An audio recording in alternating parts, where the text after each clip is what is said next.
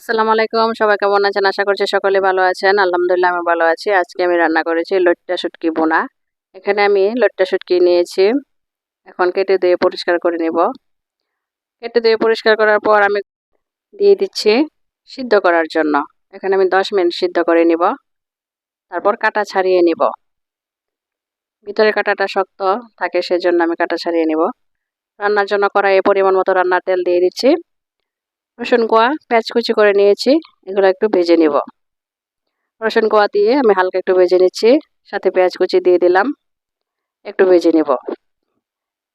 1 চা চামচ হলুদ গুঁড়া, 1 চা চামচ মরিচ গুঁড়া, 1 চা চামচ ধনিয়া গুঁড়া এবং স্বাদ মতো লবণ দিয়ে আমি পানি দিয়ে কষিয়ে নিচ্ছি। ঢাকনা দিয়ে ডেকে আমি কষিয়ে নিচ্ছি। কষানো হয়ে এসেছে। এখন আমি শুটকি দিয়ে দিব। এখানে আমি ঝুরঝুরা করে রেখেছি কাটা ছাড়িয়ে, সবগুলো আমি দিয়ে দিলাম। একটু নেড়ে চেড়ে ভালোভাবে মিশিয়ে দিচ্ছি।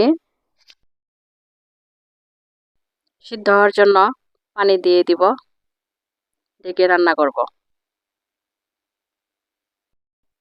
ঢাকনা খুলে আমি দেখে নিচ্ছি পেঁয়াজ রসুন শুটকি ভালোভাবে সিদ্ধ হয়ে এসেছে। এখন আমি কাঁচামরিচ ফালি করে দিয়ে দিচ্ছি।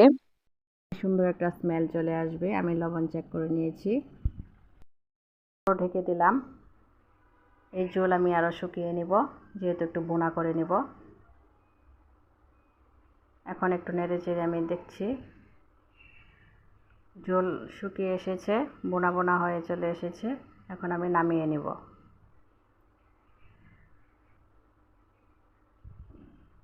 লইট্টা শুটকি এভাবে রান্না করলে কিন্তু খেতে অনেক ভীষণ মজা লাগে।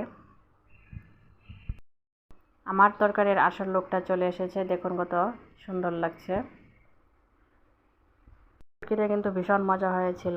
আপনারা এভাবে ট্রাই করে দেখবেন। সবাই ভালো থাকবেন, সুস্থ থাকবেন। আল্লাহ হাফেজ।